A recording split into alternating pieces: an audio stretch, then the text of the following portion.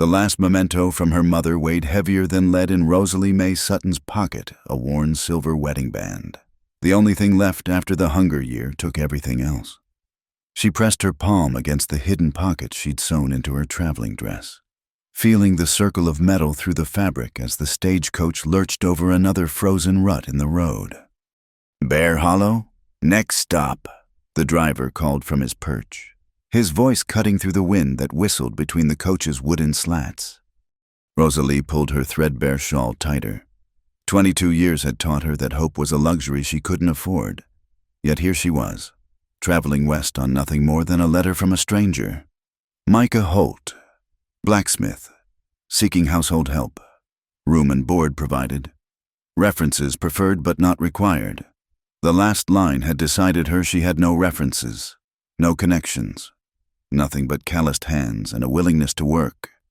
The other passengers, a minister's wife and her 2 young daughters, had stopped trying to make conversation hours ago.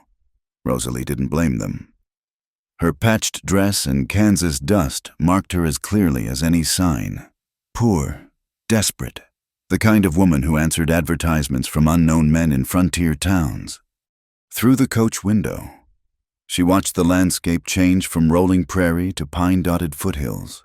Snow clung to the branches, and the late March cold bit through every gap in her clothing. She'd sold her winter coat 2 weeks ago for coach fare, keeping only the shawl her mother had knitted the winter before the fever took her. The coach slowed, wheels grinding against frozen mud.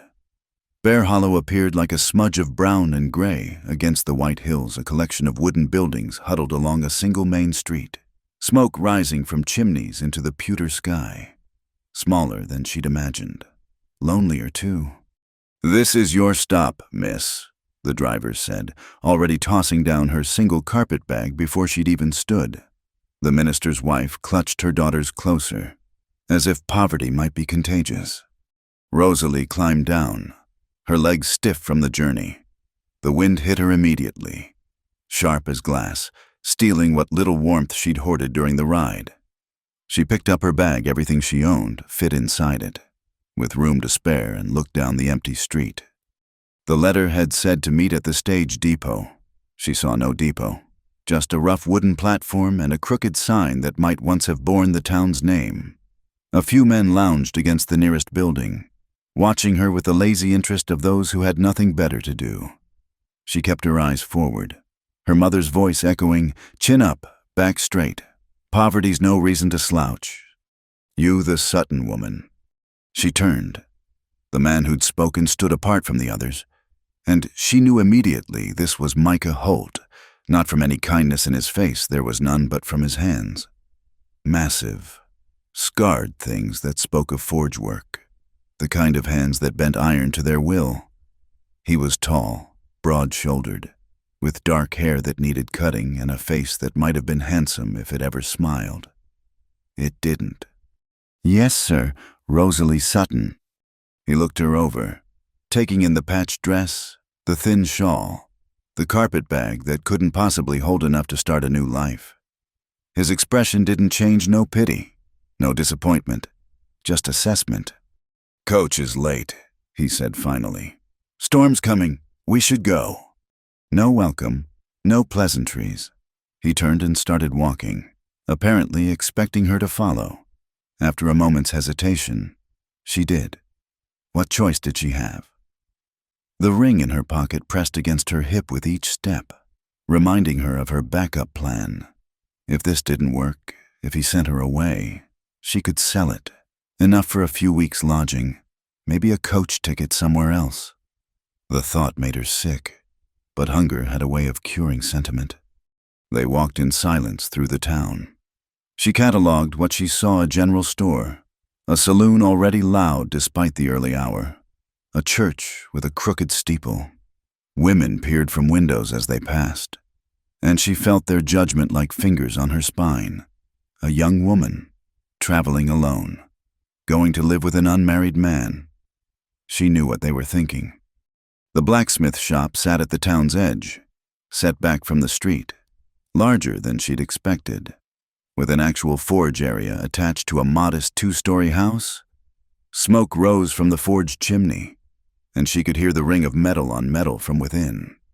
"You'll have the room above the shop," Micah said, speaking for the first time since they'd left the platform. "It's warm enough, being above the forge. Kitchen's in the main house, you'll cook there. Washing's done out back when weather permits. In the kitchen when it doesn't." He stopped at the door, finally looking at her directly. His eyes were gray as the winter sky, and just as cold. "I need help with the house. Cooking, cleaning, mending, nothing more." The emphasis on the last two words was subtle but clear. "Pay is $2 a week plus room and board. That acceptable?" $2. Not generous, but fair. More than fair, considering she'd have taken half that. "Yes, Mr. Holt. More than acceptable." He studied her a moment longer. "Some folks suggested I shouldn't hire a woman, especially not a young one. Say it's improper." Rosalie met his gaze. "Hungry is improper too." Something flickered in his eyes, not warmth exactly, but recognition maybe. He nodded once. "There's soup on the stove, probably cold by now. But it's there. Get settled. Eat if you're hungry. Work starts tomorrow." He turned to go, then paused. "One more thing. I don't need to know where you came from or why. You work. I pay. That's all." Before she could respond, he disappeared into the forge, leaving her standing alone with her carpet bag and the echo of hammer blows. The room above the shop was small but clean, a narrow bed with a quilt that had seen better days, a washstand, a single chair, but it was warm, as promised, heat rising through the floorboards from the forge below. She set her bag on the bed and sat beside it, finally allowing herself a moment to breathe. She'd made it. First step, anyway. Tomorrow she'd start proving herself worthy of his trust, such as it was. And the ring, she touched her pocket again. Still there, still hers to keep or sacrifice as needed. Through the thin floor, she could hear him working, the rhythm of his hammer steady as a heartbeat. She wondered what had made him place that advertisement, what had happened to make him need help. The house, though neat enough, had the particular emptiness of a place missing something essential, or someone. Outside, the promised storm began. Snow tapping against the single window like fingernails. Rosalie unpinned her hair, shook out her dress, and went to find that soup he'd mentioned. Tomorrow she'd begin earning her place here. Tonight, for the first time in months, she had a roof that belonged to her, even temporarily, and a door she could close against the world. The ring stayed in her pocket, waiting. She'd carried her mother's memory this far. God willing, she'd carry it further still without having to trade it for bread. But if she had to, she would. The living had to eat, and the dead, her mother included, would understand. That was the brutal arithmetic of poverty, the lesson the hunger year had taught too well. Still, she thought as she descended the narrow stairs to find the kitchen, it would be nice to keep just one thing that mattered, just one link to the woman who'd loved her, who'd worn that ring with pride even when there was nothing else to be proud of. Just one thing that was hers alone, not bartered or sold or sacrificed to necessity. Just one. The dawn came wrapped in snow, thick flakes falling like ash from a gray sky. Rosalie woke to the sound of the forge already alive below. The rhythmic clang of hammer on anvil, a strange sort of morning bell. Her breath misted in the cold air of the room, but the floor beneath her feet held warmth from the fire below. She dressed quickly in her second dress, only marginally better than the one she'd traveled in, and pinned her hair with practiced efficiency.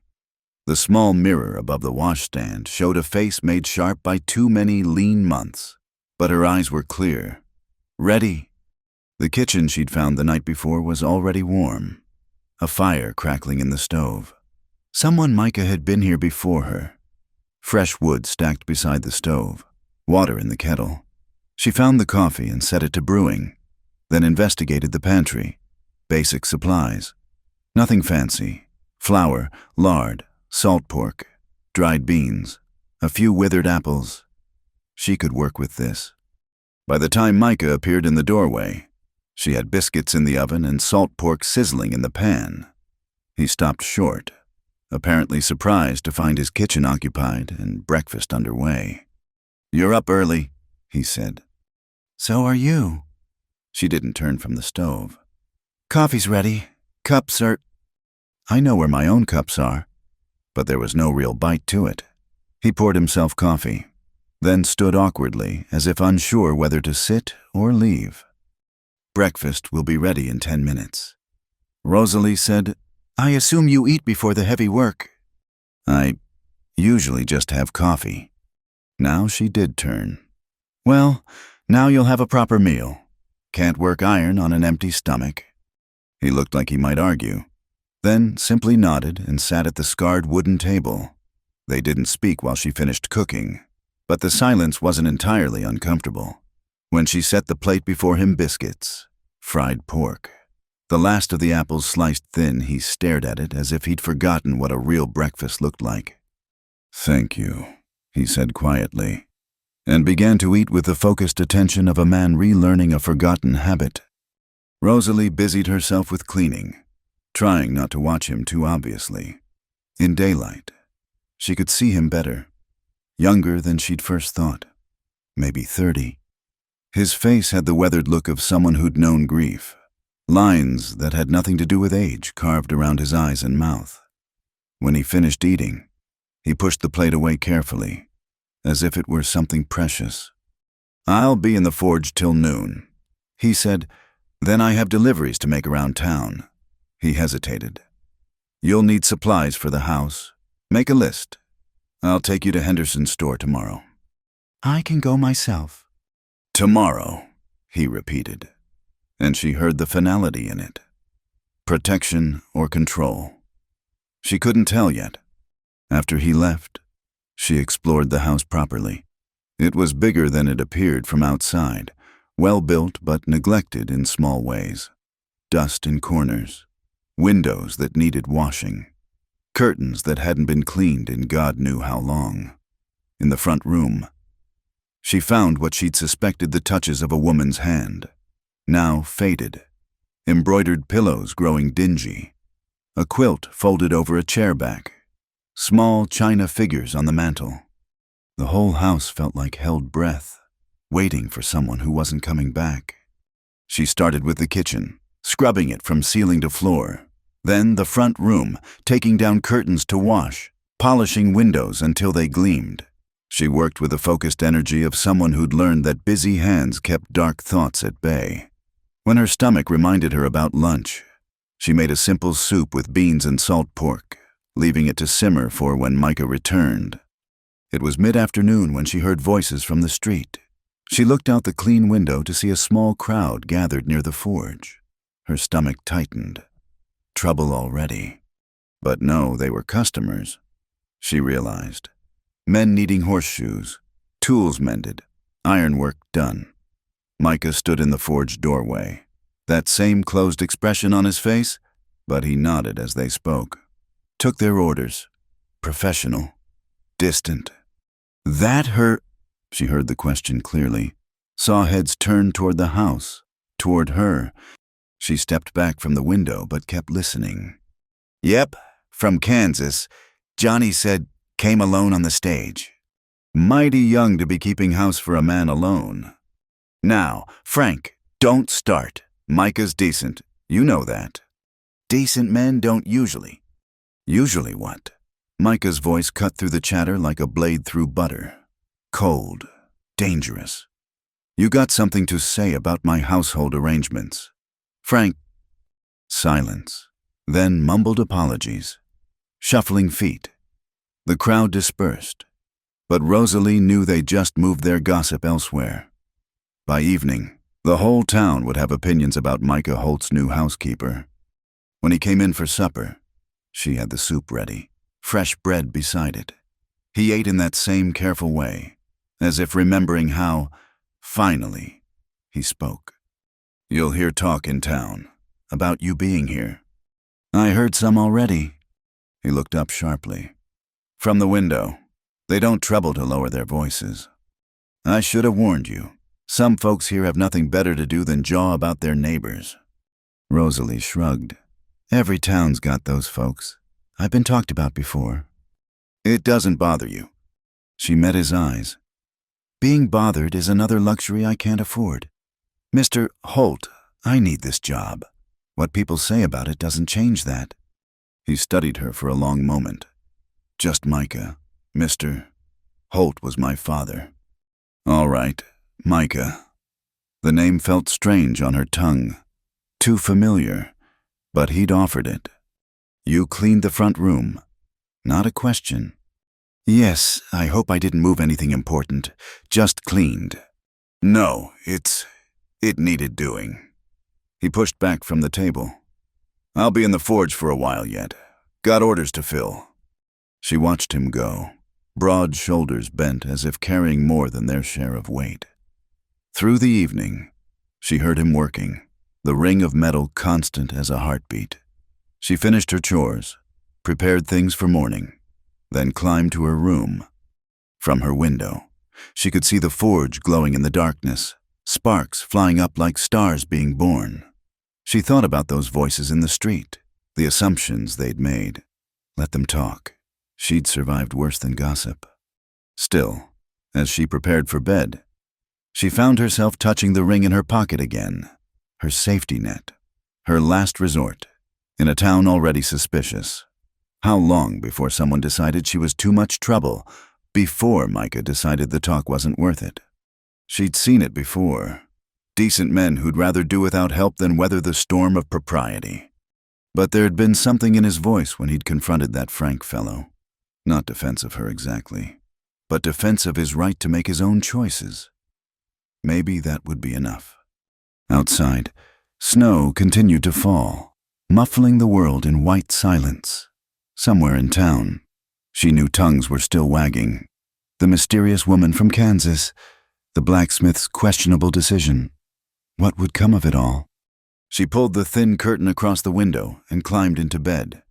Tomorrow she'd face them, the looks, the whispers, the judgments. Tomorrow she'd walk into Henderson's store beside Micah and let them all see that Rosalie Sutton wasn't ashamed of honest work, no matter what they made of it. The forge had gone quiet now. She pictured Micah banking the fire, securing his tools, walking through the snow to the dark house. Did he pause at that front room she'd cleaned? Notice how the lamplight caught the polished surfaces?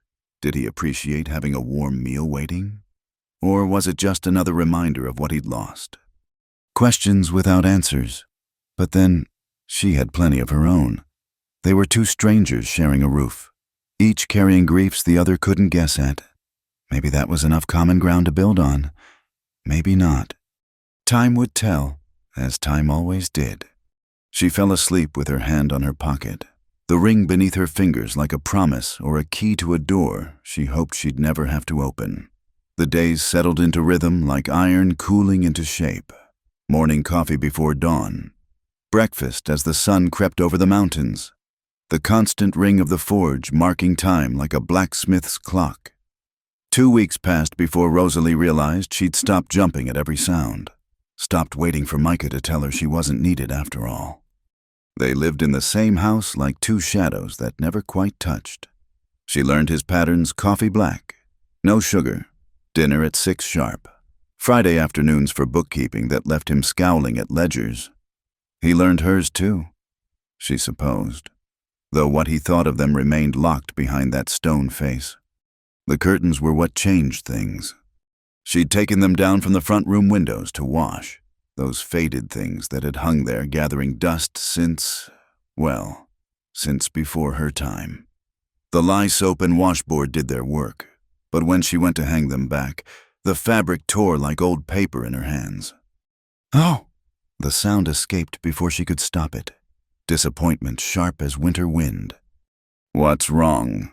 Micah stood in the doorway, drawn by her exclamation. He so rarely came into this room. She held up the ruined curtain. I'm sorry, they were so thin. I should have been more careful. They were June's. 2 words, dropped like iron into water. June, the name behind the women's touch throughout the house, the ghosts that lingered in embroidered pillows and china figures. "I'll mend them," Rosalie said quickly. Or I can make new ones. I saw fabric at Henderson's." "Leave them." But he didn't storm out as she expected. Instead, he walked to the window, looking out at the street through the now naked glass. "She hung those our first week here. Said a house wasn't a home without proper curtains." Rosalie stood frozen, the torn fabric in her hands, afraid to move and break whatever spell had loosened his tongue. 3 years, he continued, still facing the window. 3 years, and I couldn't bring myself to take them down. Couldn't wash them either, like if I left everything just so. She might. He stopped, jaw tight. "How did she pass?" The question slipped out soft as smoke. "Winter fever. Doctor said her lungs were weak to begin with. Couldn't fight it off." His hands clenched at his sides. "Took 2 weeks. 2 weeks of watching her fade like those curtains." Rosalie folded the ruined fabric carefully, as if it were precious. Which maybe it was. "My mother went the same way. The hunger year made everyone weak, and when the fever came through," she swallowed. "I'm sorry about your June." He turned then, and for the first time since she'd arrived, she saw something real in his eyes. Pain, raw as a fresh wound despite the years. "Make new ones," he said roughly. "Whatever fabric you think best. The house needs to stop being a shrine." He left before she could respond, the front door closing hard behind him. Through the bare window, she watched him stride toward the forge, shoulders set like a man heading into battle. That evening, she found a handkerchief on the kitchen table, white cotton, edges embroidered with tiny violets. June's work, obviously, beneath it, a note in Micah's blocky handwriting, for the curtain fabric. She understood. He couldn't hand her money directly for something so personal. But the handkerchief, June's handkerchief, could be traded at Henderson's for what was needed. A letting go, disguised as practicality. The next morning at breakfast, she said simply, "Blue calico, I think, for the curtains. Blue shows cheerful even in winter." He nodded once, not looking up from his eggs. June liked yellow. "Then yellow for the kitchen curtains," Rosalie said, understanding the gift he was giving permission to change things, to move forward. They worked that day with something shifted between them. Not friendship exactly, but an acknowledgement. They were two people who knew what loss tasted like, who understood that grief could freeze you in place like winter ground if you let it. When Rosalie walked to Henderson's that afternoon, the handkerchief tucked safely in her basket, she noticed the looks had changed. Still curious, still judging, but confused now too. Whatever story they'd expected the fallen woman, the desperate girl wasn't matching what they saw. She kept house for Micah Holt. Yes, but she also walked with her head high, spoke politely but firmly, and paid for her goods with honest trade. "Mrs. Henderson fingered the handkerchief with knowing eyes. "This is fine work. June Holt's, wasn't it?" "Yes, ma'am." "And Micah's parting with it. He asked me to trade it for curtain fabric. The old ones are worn through." Something shifted in the older woman's face. "About time," she said quietly, then louder. "The blue calico's 2 cents a yard. This handkerchief's worth more. You could get the yellow gingham too, and have credit left over." As Rosalie left with her fabric, she heard Mrs. Henderson telling another customer, "That girl's got Micah Holt fixing up his house again. Lord knows it's been long enough." The walk back felt different, like the town had taken a half step toward accepting her, or at least accepting that change was coming whether they approved or not. She spent the evening cutting and hemming, working by lamplight after supper was cleared. Micah sat across from her, unusual in itself, working oil into a set of leather hinges.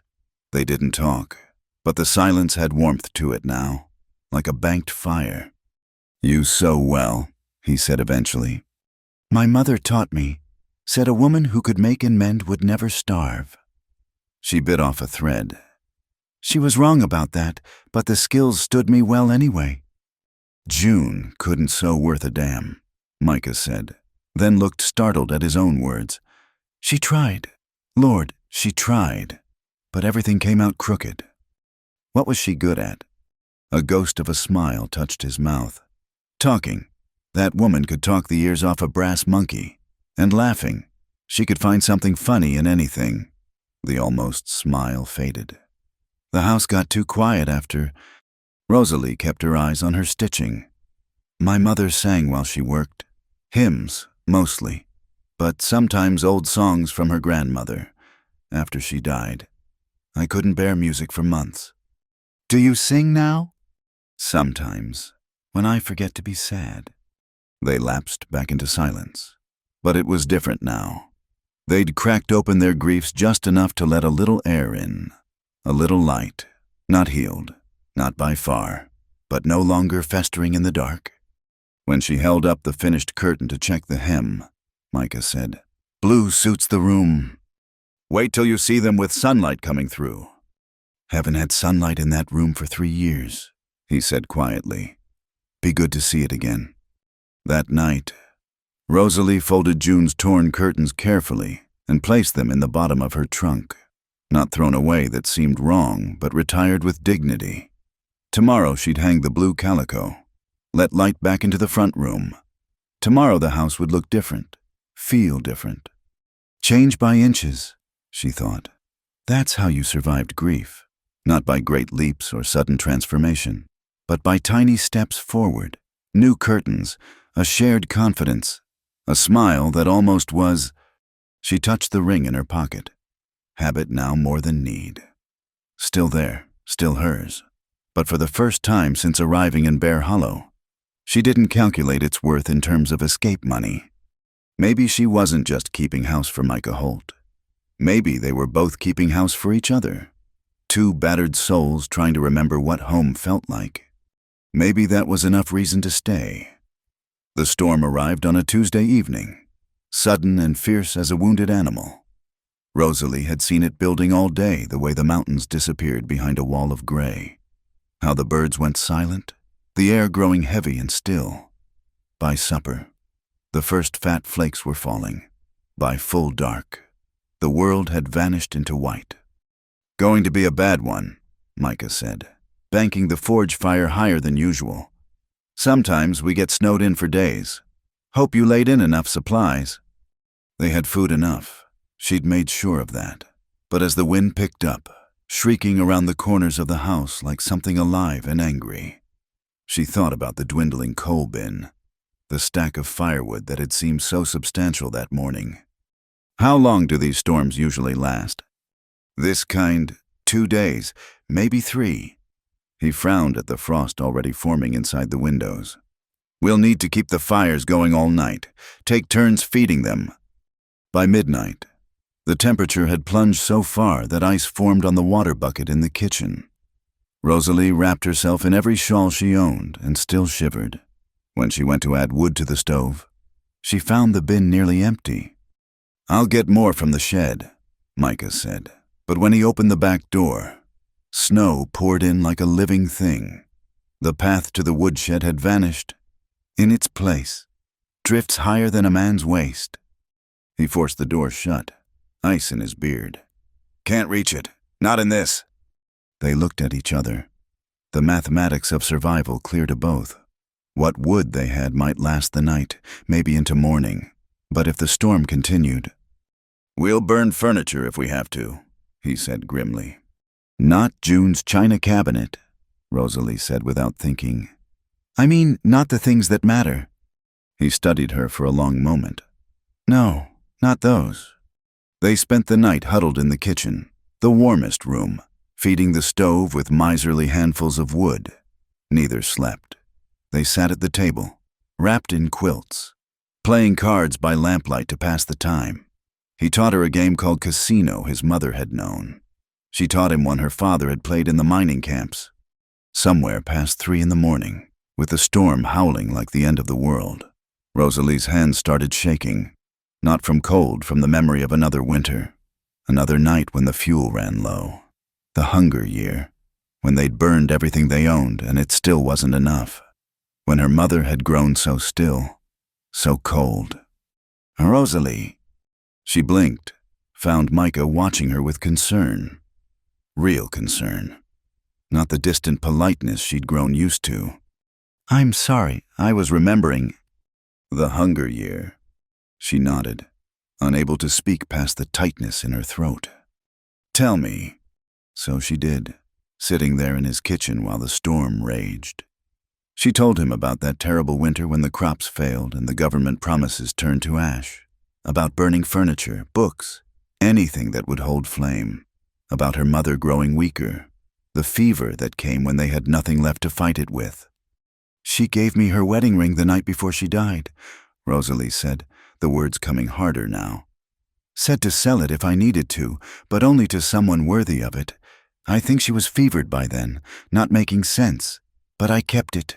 Through everything, I kept it." "Do you have it still?" The question hung between them like ice crystals in the air. She could lie, should lie, probably. But something about this night, this shared vigil against the cold, demanded truth. "Yes." She touched her pocket, felt the familiar circle through the fabric. "It's insurance, in case things go bad." "Things are bad now." "Not that bad. Not yet." She met his eyes. "I've been that kind of cold before. When selling everything you have still isn't enough. This is just uncomfortable." He was quiet for so long she thought he'd taken offense. Then he stood, quilt still wrapped around his shoulders, and disappeared into the front room. She heard him moving around, heard wood splinter. He returned with an armload of broken chair legs, one of the dining chairs. She realized, good furniture, store-bought? "No," she protested. "Those are chairs we never use." He fed them into the stove, the dry wood catching immediately. June picked them out, insisted we needed 6, like we'd be entertaining the governor or something. His mouth quirked, not quite a smile. 3 years, and no one sat in them but dust. The warmth bloomed through the kitchen like a blessing, but more than that. The gesture choosing to burn June's chairs to keep them both warm said something words couldn't. "Now," he said, settling back at the table. "Your play, I believe." They continued the game as if nothing had happened, but something fundamental had shifted. When her hands shook again just cold this time, he reached across the table and covered them with his own. His palms were warm, calloused, steady. "We'll make it through," he said quietly. "Done it before, both of us." She turned her hands to grip his. "Just for a moment." "Yes." Dawn came pale and reluctant, the storm still raging but with less fury. They'd burned through 2 chairs and part of a 3rd, but they'd stayed warm, stayed alive. When Rosalie made coffee with the last of the melted snow water, it tasted like victory. "Storms breaking," Micah observed, studying the window. "Another few hours. I can dig out to the shed." "I'll help." "You'll do no such thing. You'll stay warm and make something hot for when I get back." She wanted to argue, but saw the sense in it. 1 person could dig. 2 people risking the cold was foolish. While he battled his way to the woodshed, she made potato soup with the last of the salt pork, something that would warm them from the inside out. When he stumbled back in, covered in snow and triumphant with an armload of wood, she had hot coffee and hotter soup waiting. "You're half frozen," she scolded, pushing him toward the stove. "Sit, eat." He obeyed, too cold to argue. As feeling returned to his hands, he said, "Haven't had someone fuss over me in a long time." "Well, you have now. Drink your coffee before it cools." That afternoon, with the stove roaring and warmth restored, Rosalie counted the remaining chairs. 3 left, plus the china cabinet, the sideboard, other pieces June had chosen. "We should get more coal laid in," she said, "before the next storm." She flushed but held her ground. "This is my home too. For now, I'd like to not freeze in it." "Fair enough." He was quiet a moment.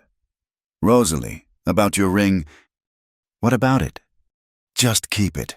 Whatever happens, whatever you need, keep it. There's no debt here worth that kind of payment. She thought about those hours in the cold, his hands covering hers, the chairs sacrificed to keep them warm. I know. That evening, with the storm finally dying and stars appearing between the clouds, she made a decision.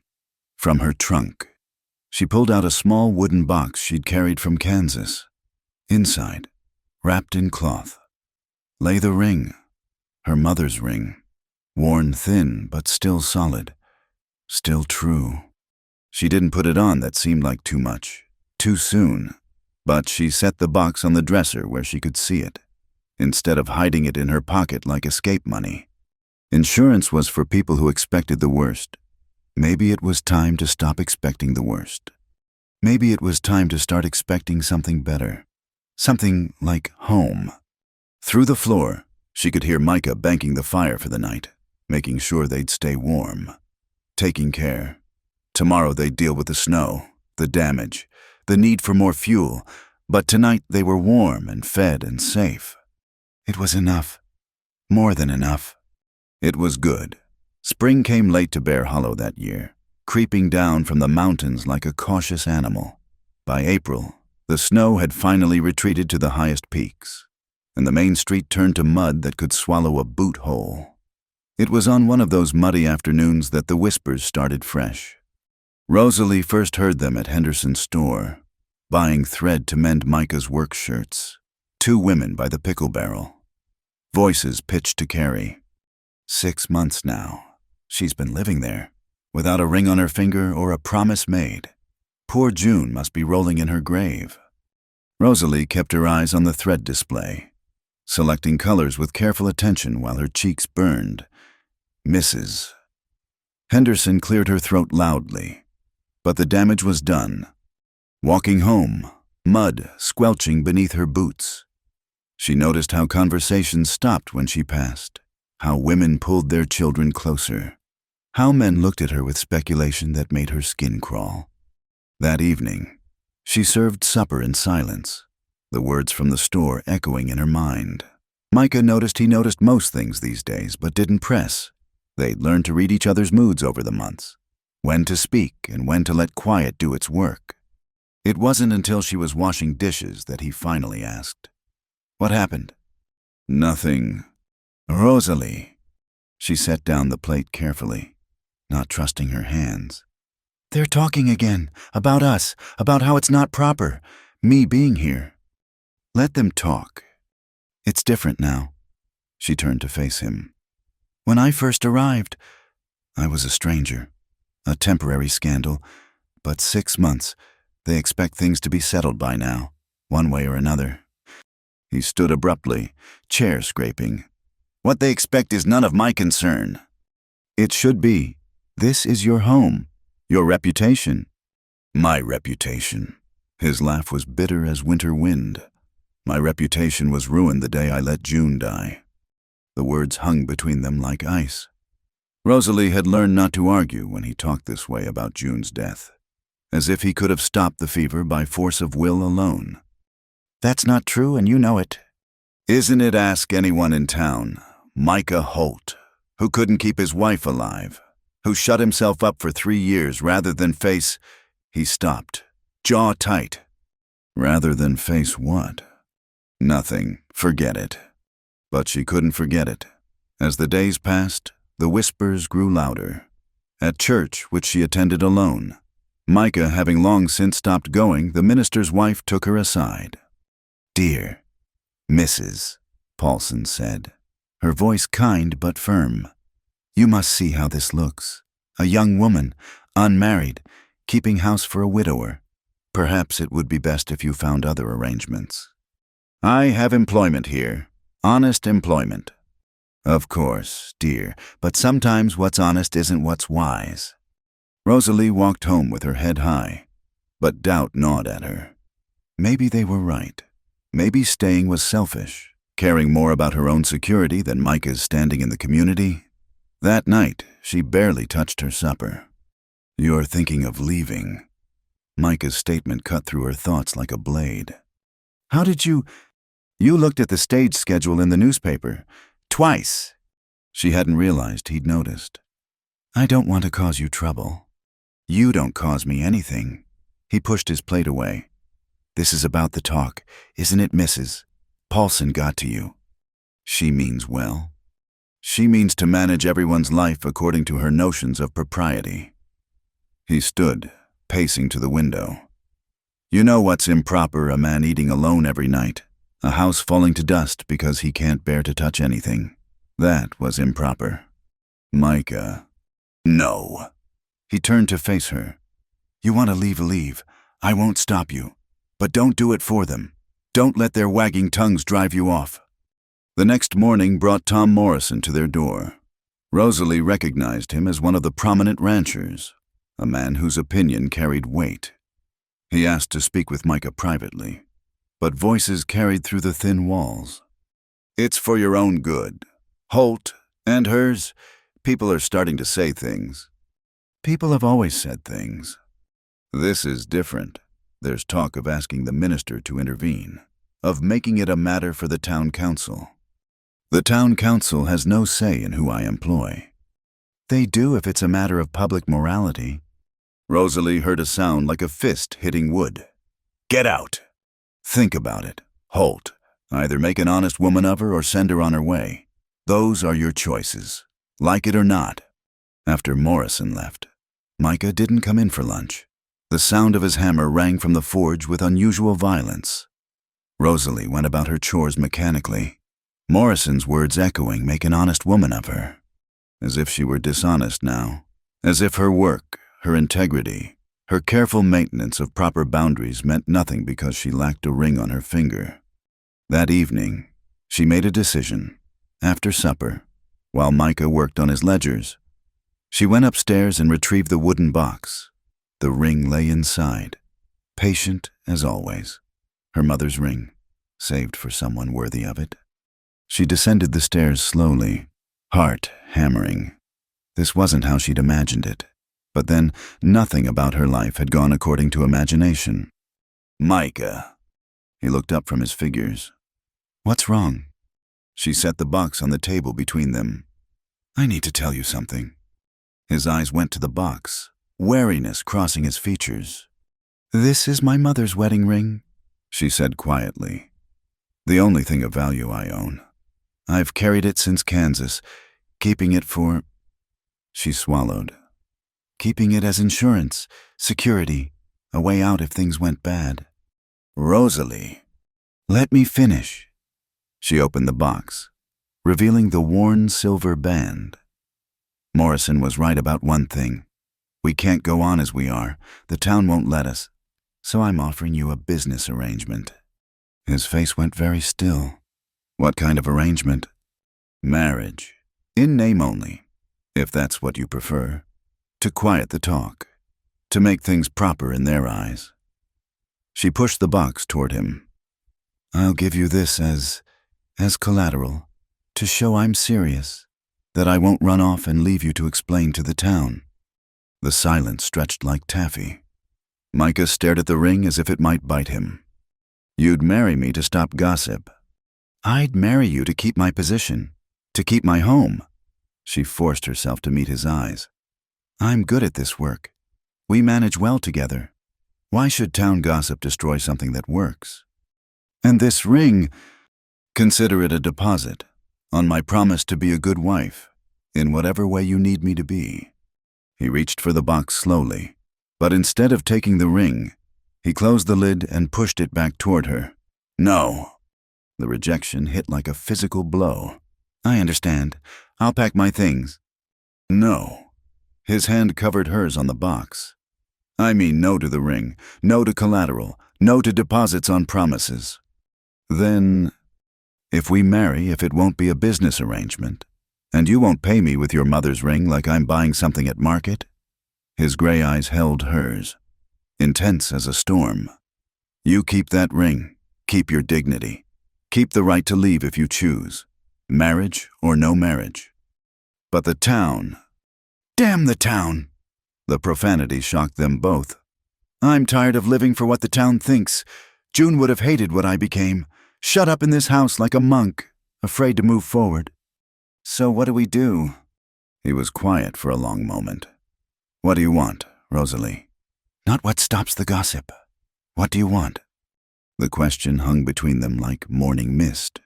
What did she want? Safety? Yes, security. But sitting here in this kitchen where they'd survived the winter storm together, where she'd learned the rhythm of his days and he'd learned hers. She realized she wanted more than that. I want to stay, she said softly. Here, with you. Not because I have nowhere else to go, but because this feels like home.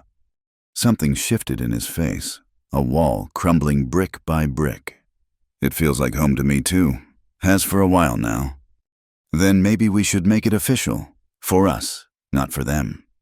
He stood, still holding her hand over the box.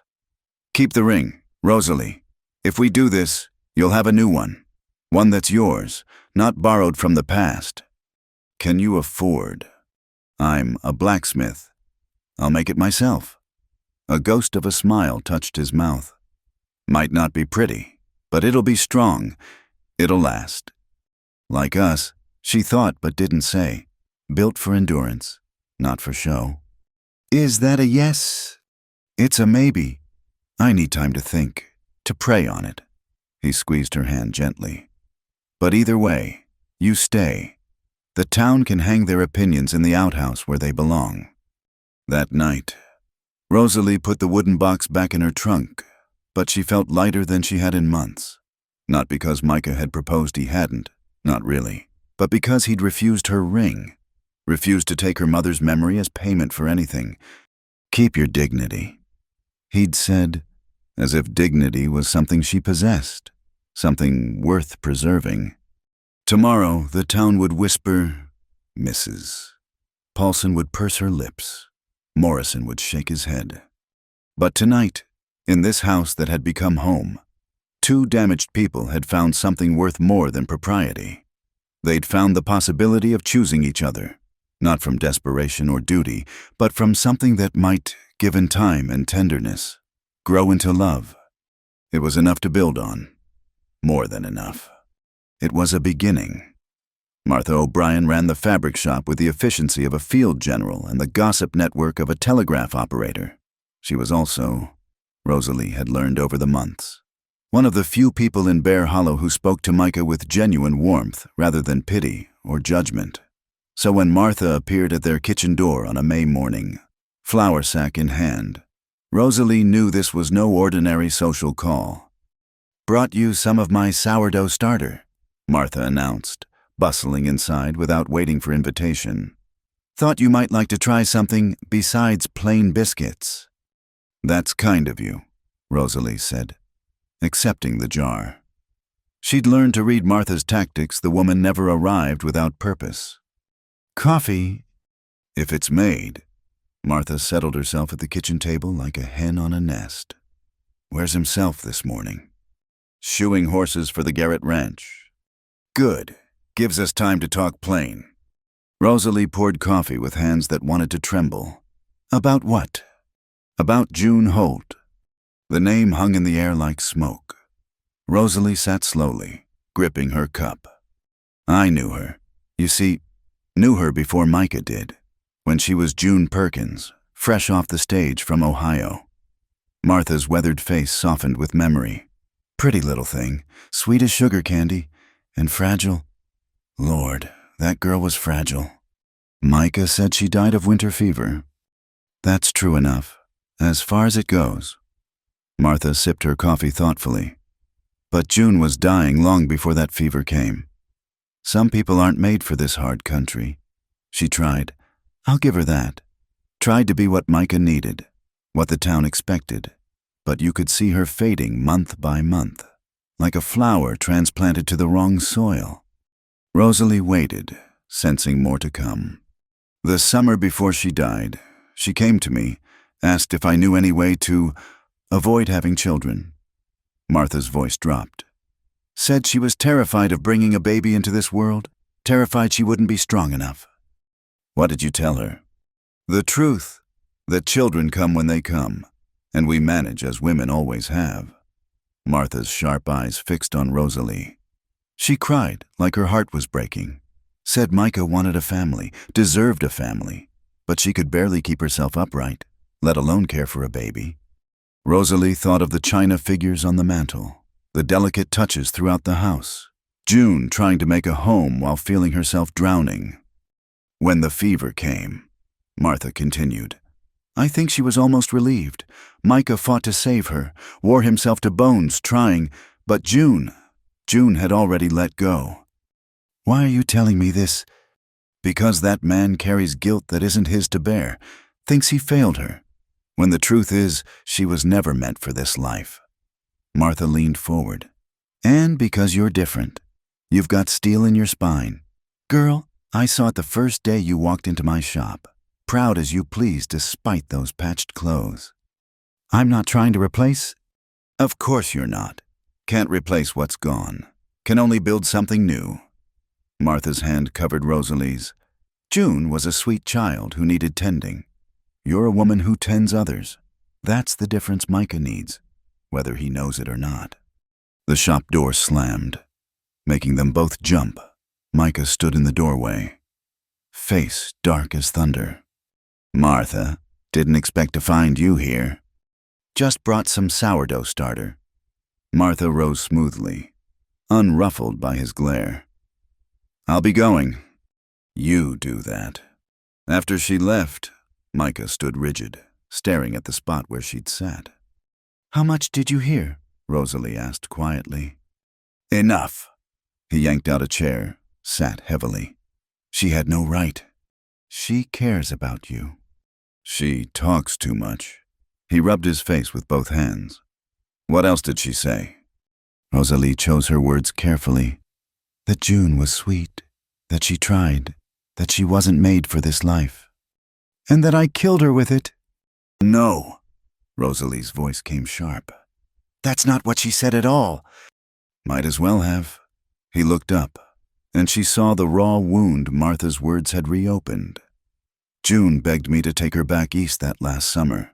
Said she couldn't breathe here, couldn't think. I told her she'd adjust, that she just needed time. You couldn't have known. Couldn't I? Every day I watched her get smaller, quieter, watched the light go out of her eyes. But I was selfish. Wanted my wife, my home, my life the way I'd imagined it. Rosalie stood, moved around the table, not touching, just near. You loved her. I loved what I thought she could be, what I needed her to be. His laugh was broken glass. Martha's right. June needed tending, and I expected her to tend me instead. Expected her to be strong when strength wasn't in her nature. Loving someone isn't a crime, Micah. No, but forcing them into a shape they can't hold is. They stood in silence, the weight of truth heavy between them. Finally, Rosalie spoke. June made her choices too. She could have left, gone back east. She chose to stay. Because she loved me. Yes, and love makes us do hard things sometimes. Rosalie thought of her mother, fighting through the hunger year when it would have been easier to let go. But that doesn't make you responsible for her nature, or for the fever that took her. He looked at her then, really looked at her. You're not like her at all. No, you don't need tending. Neither do you. She met his gaze steadily. Maybe that's what we both need, someone who doesn't need tending, someone who can stand alongside, not lean against. Is that what we're doing, standing alongside? The question hung between them like morning mist. Since that night with the ring, they'd continued as before, but with an awareness that hummed beneath every ordinary moment. Neither had spoken of marriage again, but the possibility lived in the house with them, patient as a cat by the fire. I think so, Rosalie said finally. At least, that's what I'm trying to do. He stood abruptly. I need to work. She let him go, understanding his need to process with hammer and iron rather than words. Through the window, she watched him cross to the forge, shoulders bent under invisible weight. Martha had meant to help. She knew, but sometimes help felt like salt in old wounds. That evening, he came in late, sweat-stained and exhausted. She had stew waiting, bread fresh from the oven using Martha's starter. He ate in silence, but she felt his glances, quick as bird wings. Finally, I went to June's grave today. Rosalie stilled. He'd never spoken of visiting the cemetery before. First time since the funeral. He pushed his empty bowl away. Told her about you. Seemed like she should know. What did you tell her? That someone else was caring for the house now. Someone strong. Someone who could handle the life that broke her. He met Rosalie's eyes. Told her I was thinking of marrying again, and hoped she'd understand. Rosalie's breath caught. And do you think she would? I think... He paused, choosing words like a man picking his way across uncertain ground. I think she'd be glad to know I wasn't alone. Glad the house had warmth in it again. The curtains are blue now. Rosalie said softly, the windows are clean. There's laughter sometimes, and bread rising, and life being lived. She would have liked that. His voice was rough. Would have liked you. I think you'd have been kind to her. Anyone would have been kind to June. No, not everyone. He stood, moved to the window where the last light was fading. Town's full of people who whispered about her weakness, her failures, called her delicate like it was an insult. People fear what they don't understand. Do they fear you? Rosalie considered. Some do. A woman alone. Making her own way, it makes them uncomfortable. But I don't break easily, and that bothers them more. Martha was right about that. Steel spine. He turned from the window. I made something today. Between the horseshoes. He pulled something from his pocket, set it on the table between them. A ring. Iron worked so fine it looked almost delicate. Not pretty in any conventional sense, but beautiful in its simplicity, its obvious care. It's not a proposal, he said quickly. Not yet, just practice. Seeing if I remembered how to make something gentle instead of just functional. Rosalie picked up the ring, turned it to catch the lamplight. The metal was smooth as silk, warm from his pocket. It's beautiful. It's iron. It's beautiful, she repeated firmly.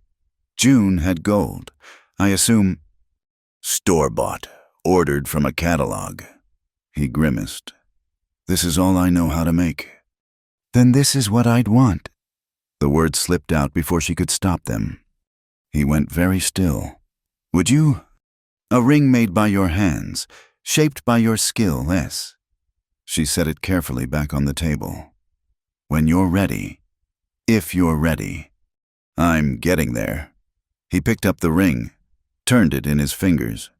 June needed promises, prettiness, soft words I didn't know how to say.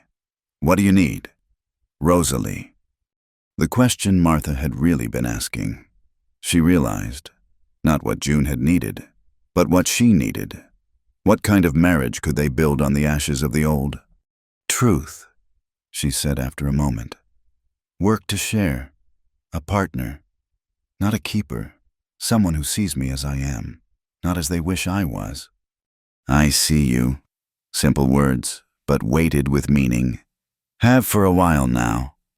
And I see you. He pocketed the ring, and she knew it would stay there, carried like possibility, until the time was right. Not yet, but soon. Thank Martha for the starter, he said, moving toward the stairs. The bread was good. I will. At the doorway, he paused.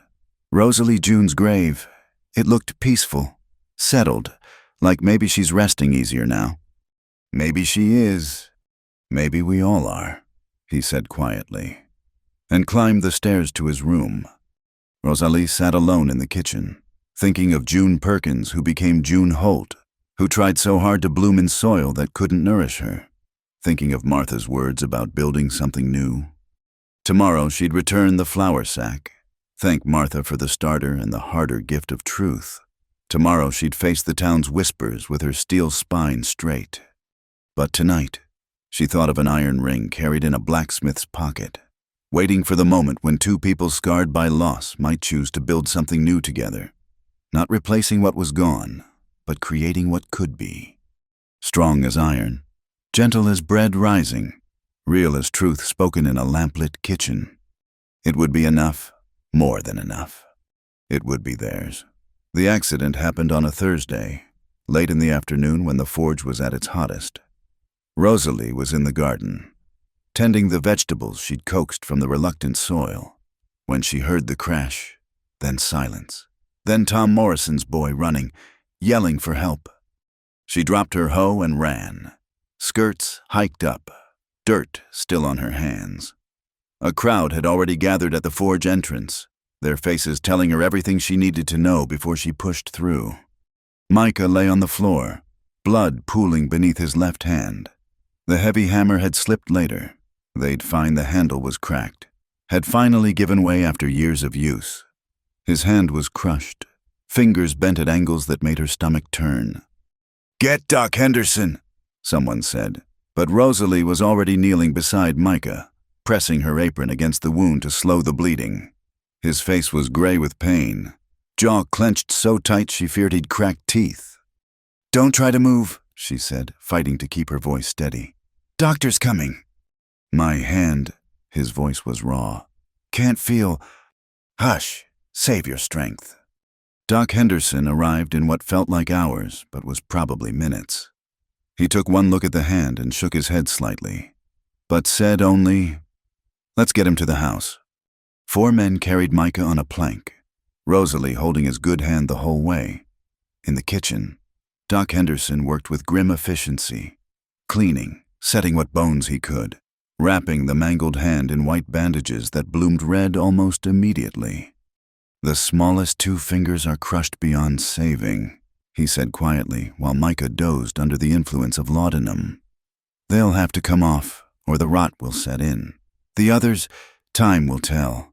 He may keep them, but they'll never be the same." A blacksmith without a working hand. Rosalie's mind reeled from the implications. When? Tomorrow. Let him rest tonight. Build his strength. Doc Henderson packed his bag. He'll need care after more than a housekeeper's care, if you understand me. She understood. The town would watch to see what she did now, when Micah couldn't work, couldn't provide, when staying meant more than keeping house for a wage. "I'll be here," she said simply. That night, she sat beside his bed, cooling his fever with damp cloths. He drifted in and out of consciousness, sometimes calling for June, sometimes for his mother. Once, he gripped her hand and said clearly, "Don't let them take the forge." "No one's taking anything," she promised. "Rest now." Morning brought what had to come. Doc Henderson arrived with his instruments, Martha O'Brien at his side to assist. They sent Rosalie to the kitchen to boil water. "Keep busy, stay clear." But she heard Micah's cry when the ether wore thin, heard the saw's terrible work. When it was over, his hand was smaller by 2 fingers, wrapped in fresh bandages. He lay still as death, face the color of old ash. "He made it through," Doc Henderson said. "Now we wait. Keep the wounds clean. Watch for fever. If the blood poisoning sets in." He didn't finish, didn't need to. For 3 days, Micah burned with fever. Rosalie barely left his side, spooning broth between his cracked lips, bathing his face, changing bandages with hands that shook but never faltered. Martha came to help, bringing food Rosalie couldn't remember eating, taking turns at the vigil. "You should rest," Martha said on the 3rd night. "You'll make yourself ill." "I'm fine." "Child, you're swaying on your feet." But Rosalie couldn't leave him, not when he called out in his delirium, not when his remaining fingers clutched at empty air, not when he wept for losses she could only guess at. On the 4th dawn, the fever broke. Micah opened clear eyes, focused on her face. "Rosalie." "I'm here." Her voice cracked with relief. He tried to lift his left hand, saw the bandages, remembered. The devastation in his eyes was worse than any fever dream. My hand. You're alive. That's what matters. A blacksmith needs 2 hands. His voice was dead as winter ground. What good am I now? She gripped his good hand fiercely. You're good for more than your work, Micah Holt. Don't you dare think otherwise. But he turned his face to the wall and wouldn't speak again. The next weeks were the hardest she'd known since the hunger year. Micah healed in body but seemed to shrink in spirit. He sat for hours staring at his bandaged hand, refused to go near the forge, spoke only when necessary. The ring he'd made disappeared from his pocket. She didn't ask where. Customers came looking for workhorses to be shod, tools to be mended. Rosalie had to turn them away. Word spread that Micah Holt was finished as a blacksmith. Tom Morrison came by, ostensibly to check on Micah, but really to eye the forge with calculation. Shame to let good equipment sit idle, he said. If you're thinking of selling. We're not. Rosalie's voice could have etched glass. Thank you for your concern. But privately, she worried. Their small savings dwindled. The garden produced some food, but not enough. And Micah sat in his chair like a ghost haunting his own life. One evening, desperate, she found his good hand and pressed it between both of hers. Fight, she said. I know it's hard.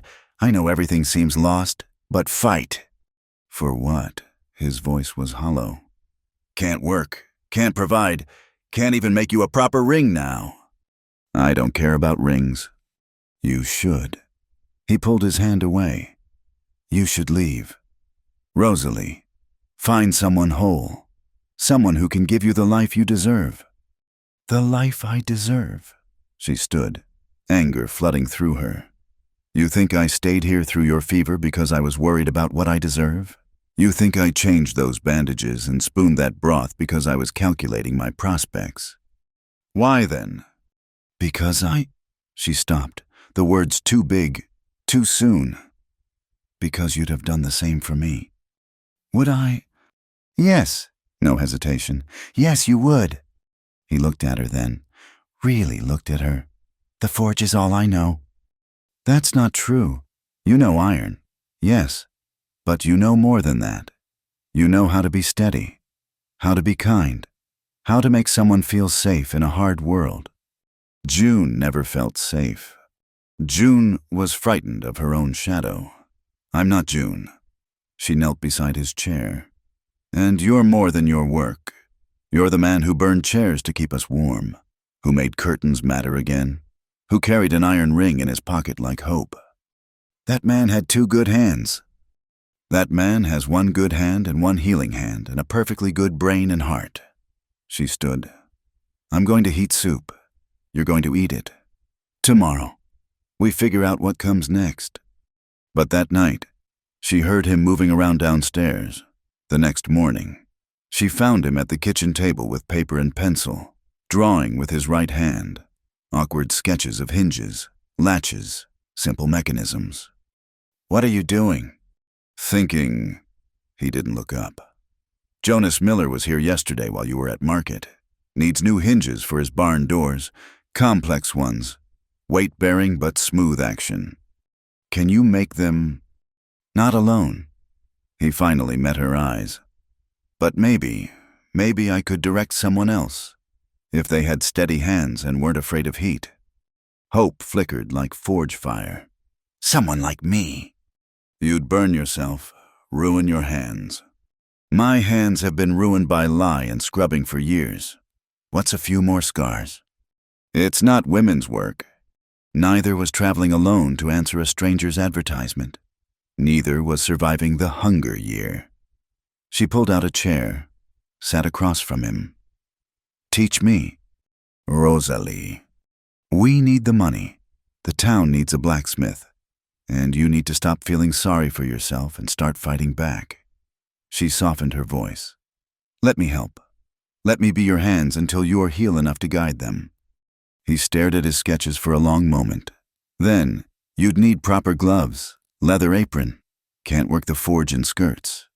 Martha knows a woman who makes men's work clothes for the miners. she could adjust them. People will talk worse than ever. A woman in the forge. Let them talk. We'll be too busy working to hear them. For the first time in weeks, something that might have been a smile ghosted across his face. You're stubborn as iron. Good thing one of us is... He picked up the pencil in his good hand, began sketching again. All right, we start with simple things. Nails, horseshoe repairs. You watch first, learn the heat colors, the rhythm, then I become your left hand. He looked at his bandaged hand. The missing fingers. It'll never be the same. No, she agreed. It'll be different. Maybe harder, but different doesn't mean over. That afternoon, she stood in the forge for the first time as more than a visitor. The heat was overwhelming, the hammer heavier than she'd imagined. But Micah stood beside her, steady as stone, guiding with his voice when his hands couldn't. Feel the metal's mood, he said. Too cold and it'll crack, too hot and it'll burn. You're looking for sunrise colors, orange to yellow. She made 17 nails that first day. 15 were useless, 2 were passable. Her arms ached, her face was soot-stained, her hair escaped every pin. But Micah looked more alive than he had in weeks. Tomorrow we'll work on your hammer grip, he said. You're fighting the weight instead of using it. Tomorrow, she agreed, flexing her sore fingers. That night, she soaked her hands in cold water, thinking of June's china figures, her delicate embroidery. Those hands could never have done this work, but Rosalie's hands, already calloused from years of hard labor, these hands could learn. She'd be his left hand until he learned to work without it. They'd face the town's shock together. They'd save the forge, save their home, save each other. It wouldn't be the life either had imagined, but it would be theirs. Built from necessity and stubbornness and something that might be love, though neither was ready to name it yet. Iron could be reforged, shaped into something new, something useful, something strong. So could they. The winter festival came to Bear Hollow the first Saturday in December, bringing with it the smell of pine boughs and apple cider, the sound of sleigh bells and children's laughter.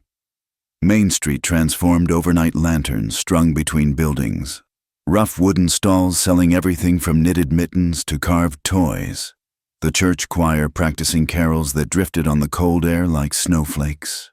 Rosalie stood at the kitchen window, watching townsfolk hurry past toward the festivities.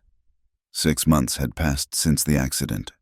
6 months of her hands learning the forge's language, of Micah teaching with patience she hadn't known he possessed, of the town watching their strange partnership with expressions ranging from scandal to grudging respect. We should close the forge today, Micah said behind her. No one brings work during festival. She turned from the window. He looked better these days, the hollow despair replaced by something quieter but more solid. His left hand had healed as much as it ever would, the remaining fingers stiff but functional. He'd learned to work around the loss, develop new techniques, new ways of gripping tools, and she'd learned too, her hands now bearing the calluses and small burns that marked a metal worker. We could go, she said carefully, to the festival. His face shuddered. No. Micah. I said no. But then, softer, you should go. Get yourself something pretty from the vendors. Take some coins from the cash box. I don't want to go alone. He turned away, busying himself with unnecessary tidying. I haven't been to festival since June died. People would stare. People stare anyway. At least at festival they'd have other things to look at too. Rosalie, we can't hide forever. She moved closer, not touching but near enough that he couldn't ignore her. The work we've done these months, don't you want them to see? We've kept the forge running, filled their orders, proved everyone wrong who said you were finished. We proved I could teach a woman to swing a hammer. That's what they see. No, her voice carried the ring of struck iron. They see Micah Holt still working, still creating, still here. He looked at his damaged hand, flexing the remaining fingers. I'm not the man who used to take June to festival. Don't know how to be anymore. Then be the man you are now. the one who taught me to read fire colors, who figured out how to hold tongs in a three-fingered grip, who makes hinges that sing instead of squeak. She risked touching his shoulder. That man deserves to drink cider and hear carols, too. For a long moment, he stood frozen. Then, I have nothing suitable to wear. Hope sparked in her chest. Your Sunday clothes are clean. I'll press them. You'll freeze in that threadbare shawl. I've been colder. No. He moved abruptly to the hall closet, pulled out something wrapped in brown paper. If we're doing this, we're doing it proper. Inside the paper was a cloak, dark blue wool, lined with plaid flannel, a real hood trimmed with rabbit fur. Simple but well made, warm as summer sunshine. When did you... Ordered it from the catalog last month. Was going to give it to you for Christmas, but...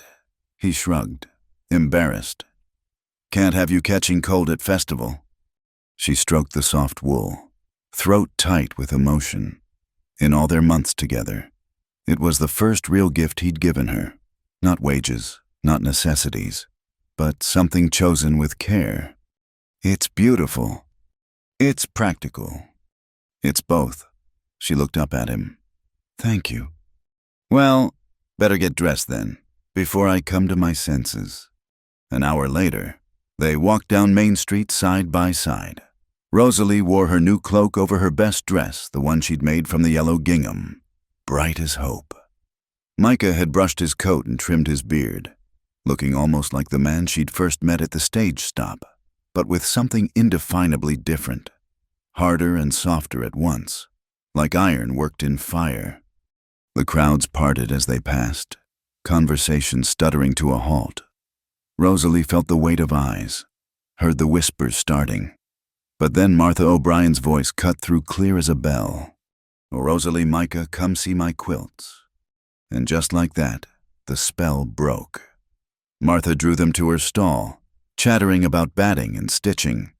And slowly the crowd's attention shifted elsewhere. There were other dramas to observe, other gossip to share. Knew that cloak would suit you, Martha said quietly. He asked my advice on the color. Rosalie glanced at Micah, who was suddenly fascinated by a display of quilted potholders. They wandered the stalls, Micah gradually relaxing as people nodded greeting, asked about forge business, treated them if not warmly, then at least normally. At the candy stall, he bought her a bag of horehound drops. She bought him sugared walnuts, small gestures, but public ones. At the blacksmith supply booth, old Henrik Johansson grabbed Micah's good hand, pumping it enthusiastically. Heard about the new technique you developed for one-handed forge welding? Brilliant. My grandson wants to learn, lost his left arm in that mine collapse last year. Would you consider teaching him? Micah blinked, startled. Yes, send him by. As they moved on, Rosalie saw something ease in his shoulders. He'd thought himself diminished. But here was proof otherwise, a man seeking his expertise not despite his injury, but because of what he'd learned from it. The afternoon wore on, shadows growing long. They watched the children's choir perform, voices high and sweet in the cold air, shared hot cider that tasted of cinnamon and cloves. Even tried the ring toss game, laughing when Micah's throws went consistently wide.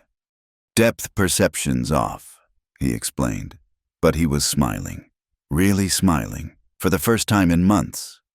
As evening approached, lanterns were lit and the dancing began. A wooden platform had been laid in the street, fiddle and accordion music spilling out like golden honey. Couples whirled and stepped, keeping warm through movement. Rosalie watched wistfully. She'd loved dancing once, back before life got too hard for such frivolities. June loved to dance, Micah said quietly beside her. Dragged me out there every festival. I've got 2 left feet, but she never cared. She sounds like she was full of life. She was in her own fragile way. He was quiet a moment, watching the dancers. Would you like to... What? Dance. He held out his good hand. Fair warning, I really am terrible. Your hand has 3 fingers that work fine. Come on, before I lose my nerve. They joined the other couples on the platform. He wasn't lying about being terrible. He missed steps, turned the wrong direction, nearly trod on her feet twice, but his good hand was steady in hers. And when the dance called for partners to circle, his damaged hand rested light but sure on her waist.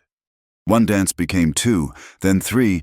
By the fourth, they'd found their rhythm not perfect, but theirs.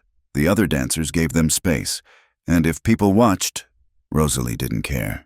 She was warm despite the cold, happy despite everything, dancing with a man who'd found courage to try again. As the music ended, she realized they were standing closer than the dance required. His eyes were intent on her face, dark in the lantern light. Rosalie. Well, the blacksmith and his assistant. They sprang apart. Tom Morrison stood at the platform's edge, his smile not reaching his eyes. Surprised to see you out and about. Holt thought you'd given up on socializing. Things change. Micah's voice was steady as forged iron. Indeed they do, though some might say not always for the better. Morrison's gaze slid to Rosalie, dismissive. Still, I suppose a man takes what comfort he can find. The words were calculated to wound, to reduce her to something less than she was. Before, Micah might have let them pass. Now, he stepped forward. "Miss Sutton is my business partner," he said, loud enough for nearby couples to hear. "She's kept Holt Forge running when everyone, including you. Morrison thought it was finished. Any man would be lucky to have such a capable partner." "Partner?" Morrison's smile turned ugly. "Is that what we're calling it?" "It's what it is." Micah's damaged hand found Rosalie's, held it firm despite the missing fingers. "And if you've got more to say about it, we can discuss it at the forge. I've got a hammer that still swings true, whatever you might have heard." Morrison's face darkened. But other men were listening now. Men whose horses Micah had shod, whose tools Rosalie had mended under his guidance. The moment stretched taut as wire. Then Jonas Miller laughed, loud and hearty. "Tom, leave off. Those hinges they made for my barn are the finest I've ever seen. Don't care if they were forged by a dancing bear, long as the work's good." The tension broke in scattered chuckles. Morrison retreated with poor grace, muttering about proprieties. But the damage was done. The joy had leaked from the evening like heat from a cracked furnace. "We should go," Rosalie said quietly. "No." Micah's jaw was set stubborn. "We finish the dance, then we go." The fiddler, bless him, struck up a slow waltz. Micah drew her back into position, and they danced as if Morrison had never spoken, as if the whispers weren't starting again. When the music finally ended, they left the platform with heads high. But walking home through the dark streets, Rosalie felt the weight of it all, the months of struggle, the constant judgment, the battle for every scrap of respect. "I'm sorry," Micah said as they reached the house. "I shouldn't have made a scene." "You defended me. Us. Made it worse. More likely, Morrison won't forget being face down in public." "Let him remember then." She turned to face him in the doorway. "I'm not ashamed of what we've built. Are you?" "No." He reached up with his good hand, touched her cheek so gently she barely felt it. "I'm proud. Proud of you. Proud of us. Proud of what we've done despite everything." Then that's all that matters. But standing there in the doorway, snow beginning to fall like a benediction, she knew it wasn't all that mattered. The town's opinion carried weight whether they liked it or not. Morrison's words, "What comfort he can find," would spread, twisting their partnership into something tawdry. "Things need to change," Micah said quietly, echoing her thoughts. "This halfway life, it's not fair to you." "It's the life we have. It doesn't have to be." He pulled something from his pocket, the iron ring, the one she'd thought lost. "I've carried this for months, waiting for courage, waiting for the right moment. Maybe there isn't one. Maybe there's just now." "Micah, I'm not a whole man. Can't offer you what another might. but I can offer you partnership, respect, a name that's yours by right instead of whisper." He held out the ring. "Marry me, Rosalie. Not for the town, not for propriety, for us." She looked at the ring, remembering another night, another offer her mother's ring pushed across this same threshold. How far they'd come since then. "You are a whole man," she said firmly. "Scars and all, and yes." "Yes." "Yes." She held out her hand, her working hand, marked by burns and calluses. He slipped the iron ring onto her finger, where it fit like it had always belonged there. "It's not pretty," he said. "It's perfect." And it was forged by his hand, shaped by their shared work, strong enough to last a lifetime. He kissed her then, there in the doorway with snow falling around them. Not a desperate kiss or a passionate one, but something better. A promise kiss, a coming home kiss, a kiss that said they'd chosen each other not from need but from want. Inside, the house waited warm, familiar, theirs. Tomorrow would bring fresh whispers, Morrison's spite, the challenge of making the town accept what they'd already known in their hearts. But tonight, they were two people who'd found their way through loss to something new. Not replacing what was gone, but building fresh from the ashes. "Happy Winter Festival, Mrs. Holt-to-be," Micah said softly. "Happy Winter Festival," she replied, and followed him inside. Home, together, whole. Spring arrived with unusual warmth that year, melting the mountain snow early and turning Bear Hollow's streets to rivers of mud.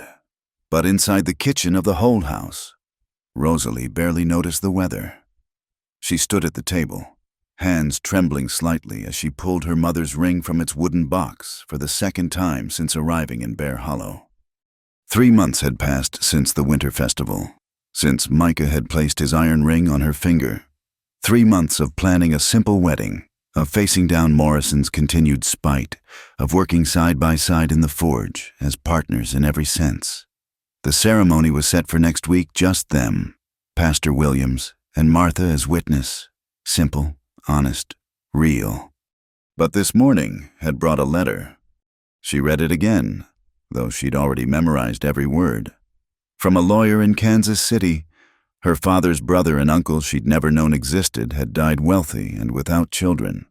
Somehow, through patient legal tracking, they'd found her, his only living relative. The inheritance was modest by city standards, but a fortune to her $2,000 and a small property outside Kansas City. $2,000. Enough to go anywhere, be anyone. Enough to never worry about the next meal, the next winter, the next disaster. She looked at her mother's ring, then at the iron one on her finger. Such different circles, representing such different promises. The kitchen door opened. Micah entered, wiping forge soot from his face. "Miller's plow is ready. He'll pick it up this—" He stopped, seeing her expression. "What's wrong?" Wordlessly, she handed him the letter. He read it slowly. She knew he struggled with letters sometimes. His face went carefully blank, the expression he wore when something cut deep. "Well," he said finally, that's good fortune." "Is it $2,000? Of course it is." He set the letter down with excessive care. "When do you need to leave?" "Leave?" "For Kansas City, to claim it." "I don't have to go in person. It can be handled through correspondence." "But the property, you'll want to see it. Decide what to do." His voice was steady as iron, giving nothing away. "This changes things." "Does it?" He looked at her then, and she saw the fear he was trying to hide. A woman with money has choices, real choices, not desperate ones. Understanding dawned cold as winter frost. He thought she'd stayed from need, that the iron ring on her finger was just another form of the bargain she'd once offered with her mother's ring security traded for service. "You think I'd leave? I think you'd be a fool not to consider it." He moved to the window, staring out at the muddy street. "What's here for you?" Really a scarred blacksmith in a small town that gossips about your every move. Hard work that's ruined your hands. A life that's nothing like what you could have with that money. Micah, you could go back east, set up in a city where nobody knows you. Find a husband who could give you proper things, proper life. Children who wouldn't grow up with people whispering about their parents. Stop! But he continued, words flowing like heated metal. You've given me more than I deserved already. Stayed through the worst. Helped me find a way forward. But that doesn't mean you owe me a lifetime.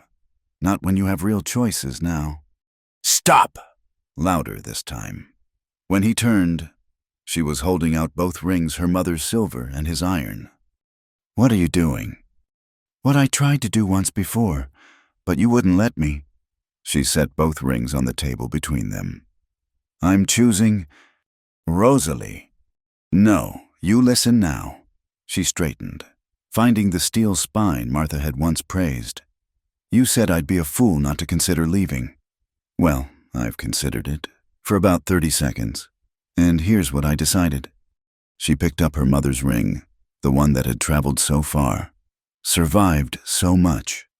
This ring was my insurance, my escape plan, my reminder that I had value beyond whatever work I could do, whatever wages I could earn. She set it down again. I don't need it for that anymore. Then the iron ring, warm from her finger. This ring was your promise, made by your hands, shaped by our work together, ugly by town standards, but beautiful to me because of what it represents. Not desperation, not convenience, choice. You haven't had real choices until now. Haven't I? She moved around the table, closer to him. I chose to answer your advertisement when I could have tried elsewhere. Chose to stay when the town whispered. Chose to learn the forge when you needed help. Chose to dance with you at the festival. Chose to say yes when you asked. She reached up, touched his face. Every day I've been here. I've chosen this. Chosen you. The money doesn't change that. But, do you want me to go? What? No. The word burst from him like sparks from struck metal. God, no. But I need you to be sure. To stay because you want this life, not because you're trapped in it. Then let me be clear. She picked up the iron ring, slid it back onto her finger where it belonged. I want this life, our life, the forge, the house, the work we share. You, Micah Holt, exactly as you are. That's my choice. His composure finally cracked. He pulled her against him, his good hand tangling in her hair, his damaged one pressed against her back. You humble me, he said roughly. Every day, you humble me. Good. You need humbling sometimes. But her voice was gentle, full of the love they'd been dancing around for months. Now, about this inheritance. He pulled back. What about it? We need better equipment for the forge, a new furnace, proper tools, maybe even an apprentice to help with the heavy work. She smiled at his stunned expression. What, you thought I'd keep it separate? What's mine is yours. Micah, that's what marriage means. I can't take your money.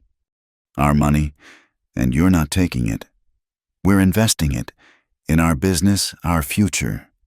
She picked up her mother's ring again. Besides, I have a different idea for this. What kind of idea? She thought of the young women she saw sometimes, arriving on the stage as she once had, desperate, alone, clutching at whatever opportunity they could find. What if we could help them girls who come here with nothing, needing work, needing a chance? We could offer real positions, fair wages, a safe place to stay while they find their feet. A boarding house. More than that, a chance for dignity, for choices. She turned the ring in the light. Mother would have liked that. Her ring helping other women the way it helped me, not by being sold for bread, but by creating opportunities. Micah was quiet for a long moment. Then, we'd need to build additions to the house. Proper rooms, not just the space above the forge. The inheritance would cover it. People would talk, say we're running a house of questionable reputation. Let them. They talk anyway. She set her mother's ring back in its box, but left it open. A beginning, not an ending. We know the truth. The women we help will know. That's enough. He pulled her close again. How did I get so lucky? Luck had nothing to do with it. She leaned into his warmth. We both fought for this, earned it with work and patience and choosing each other every day. That afternoon, she wrote to the lawyer accepting the inheritance, but she also wrote another letter to the newspaper in Kansas City, advertising positions for women seeking honest work in Colorado. The Holt House, she'd call it, a place where desperate women could find what she'd found: work, dignity, and maybe even love. Micah spent the evening sketching plans for the house expansion, his damaged hand steady enough for this lighter work. They'd need a larger kitchen, more rooms, perhaps a workshop where the women could learn trades beyond domestic service. His excitement grew with each design, and she saw glimpses of the man he'd been before grief shut him down: creative, ambitious, generous. We'll need help building, he said. Henrik's grandson, maybe. Give him work while he learns the forge. And Martha could teach sewing, real skills, not just mending. Tom Morrison will have fits. Good. They said it together, then laughed real laughter, free and easy. That night, as she prepared for bed, Rosalie looked at the two rings sitting side by side on the dresser. Tomorrow she'd pack her mother's ring away safely, ready for its new purpose. The iron ring would stay on her finger, a daily reminder of choices made and kept. Through the floor, she could hear Micah banking the forge fires. Tomorrow they'd work side by side, as always, partners in labor as in life. But now they had plans beyond tomorrow, dreams bigger than mere survival. She'd come to Bear Hollow with nothing but desperate hope and her mother's ring. She'd found work, yes, but so much more. She'd found a man who saw her strength as beauty, her calloused hands as capable rather than ruined. She'd found a home that welcomed her changes, a purpose that honored her past while building a future. And now, with unexpected fortune, she could extend that same chance to others. Her mother's ring would open doors rather than being sold for bread.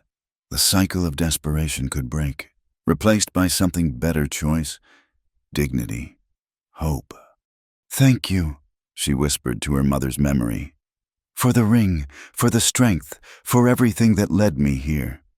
Outside, spring rain began to fall, washing the last of winter away.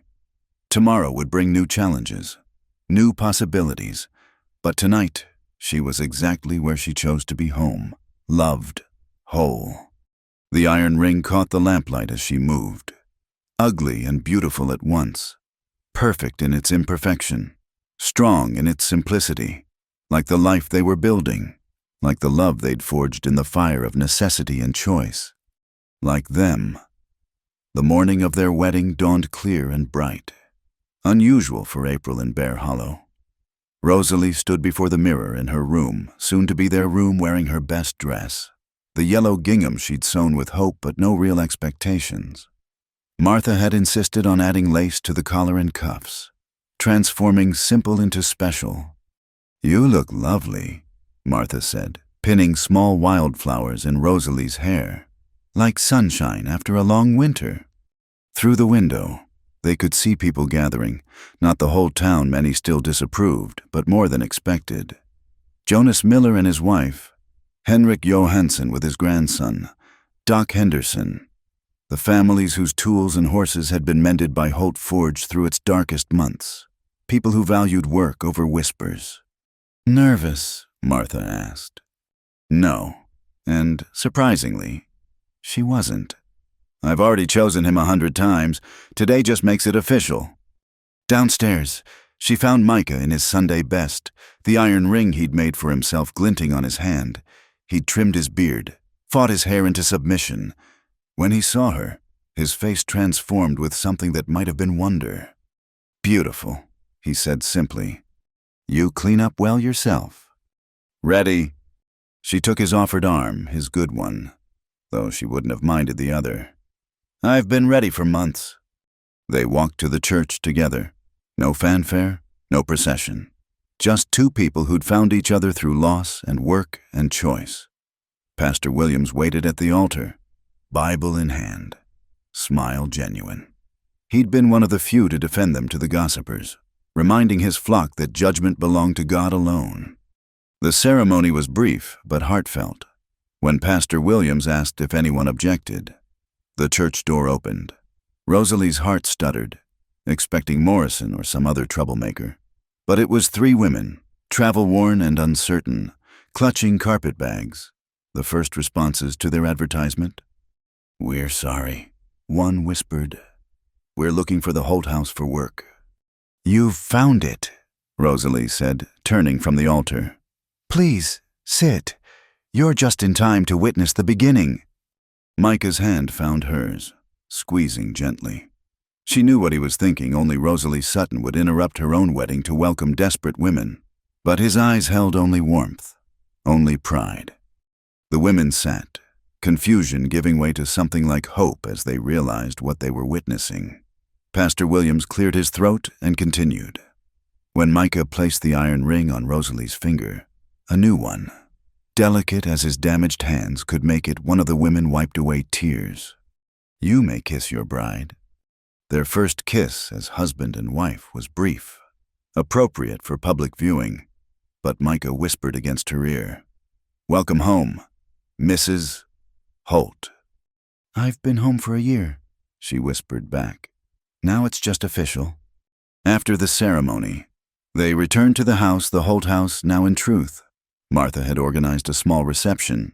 Nothing fancy, just cake and coffee. But the forge was decorated with ribbons and wildflowers, transformed from workplace to celebration space. Rosalie found herself pulled aside by the three new arrivals.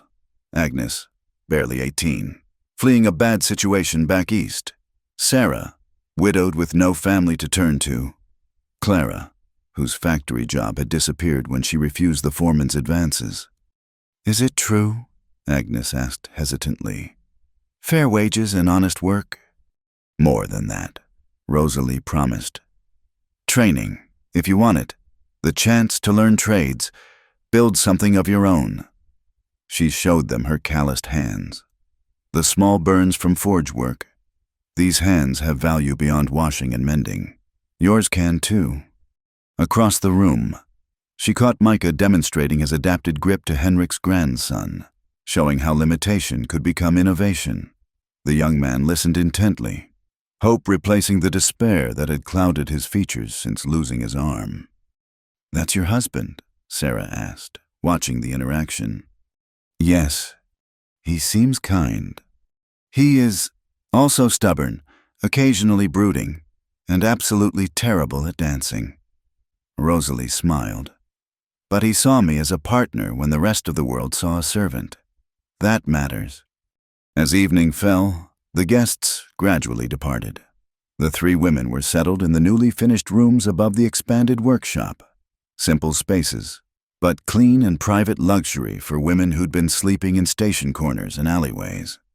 Finally, Rosalie and Micah were alone in their kitchen.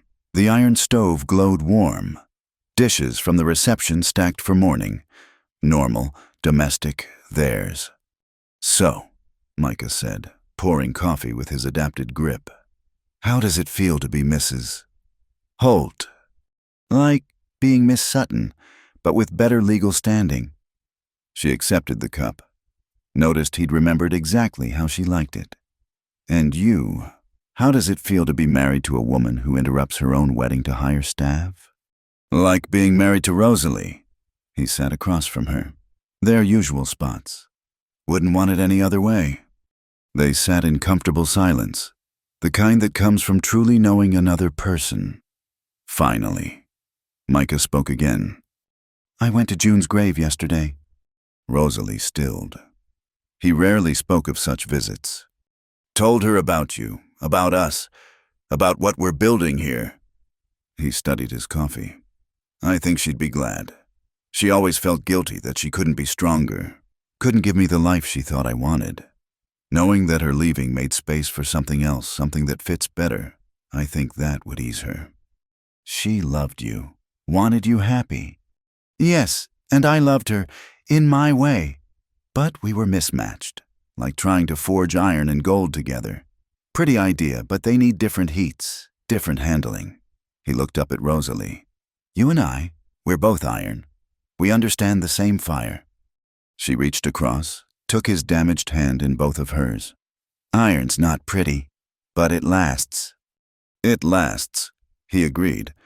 Later, in their bedroom now. Officially, Rosalie unpacked her few belongings into the space Micah had cleared. Her mother's ring went into the drawer beside his bed, safe and waiting for its new purpose. The wooden box that had traveled so far finally had a permanent home. I have something for you, Micah said, producing a package wrapped in brown paper. A wedding gift. Inside was an apron, but not just any apron leather, properly made, with her name tooled across the top. R. Holt Blacksmith. You're not just my assistant anymore, he explained. You're a smith in your own right. Should have the proper gear. She traced the letters, throat tight. It's perfect. There's more. He handed her a smaller package. Inside were business cards, professionally printed. Holt and Holt Blacksmithing and Metalwork Proprietors. M. Holt and R. Holt. Equal partners, he said, in everything. She kissed him then, not the brief public kiss from the church, but something deeper, fuller, a promise and a claim and a celebration all at once. No more secrets, she said when they broke apart. No more dancing around what we mean to each other. No more secrets, he agreed. I love you. Rosalie Holt. Have for months. Probably. Just took me time to find the words. I love you too, iron heart and all. They prepared for bed with the easy rhythm of long familiarity, but with new awareness too. The iron ring on her finger caught the lamplight as she brushed her hair. In the mirror, she saw Micah watching her with an expression of quiet amazement. What? Just thinking how different this is from a year ago, the house full of life again. The forge thriving, you here, not as housekeeper, but as wife, partner, other half of everything. He shook his head. If someone had told me then, you'd have thrown them out for talking nonsense. Probably. He moved behind her, rested his hands on her shoulders. Thank God you're stubborn. Thank God you're worth being stubborn for. Outside their window, Bear Hollow slept under spring stars. Tomorrow would bring new challenges training the women, expanding the business, facing down whatever spite Morrison and his ilk could muster. There would be hard days, long nights, moments of doubt. But tonight, in the house that had become truly theirs, two people who'd found each other through loss and labor rested in the certainty of their choice. The girl with her mother's ring and the man who'd said, keep your dignity, had built something neither expected a love based not on desperation or convenience, but on genuine partnership, mutual respect, and the daily choice to stand together against whatever came. The iron ring glowed warm on her finger, ugly beautiful and absolutely perfect, not borrowed from the past or bought from a catalog, but forged in the fire of their shared life. Strong enough to last a lifetime, strong enough to build a future on. In the rooms above, 3 women slept in safety for the first time in months. In the forge, tools waited for tomorrow's work. In the kitchen, bread dough rose slowly for morning baking. Life, abundant and real, filled every corner of what had once been a shrine to grief. Welcome home, Mrs. Holt, Micah murmured again, already half asleep. Welcome home, Mr. Holt, she replied, and blew out the lamp. Home, together, chosen and choosing every single day. It was more than enough. It was everything. It was theirs. Thank you so much for listening to this story of love, resilience, and second chances in the Old West. If you enjoyed Rosalie and Micah's journey, I'd love to know where in the world you're listening from. Please share in the comments below so we can connect and discuss what this story meant to you. Don't forget to subscribe to Wild West Stories 1850 for more tales of courage and romance from America's frontier days. If this story touched your heart, please give it a like and hit that hype button to help more people discover these powerful stories of the human spirit. Until next time, partners.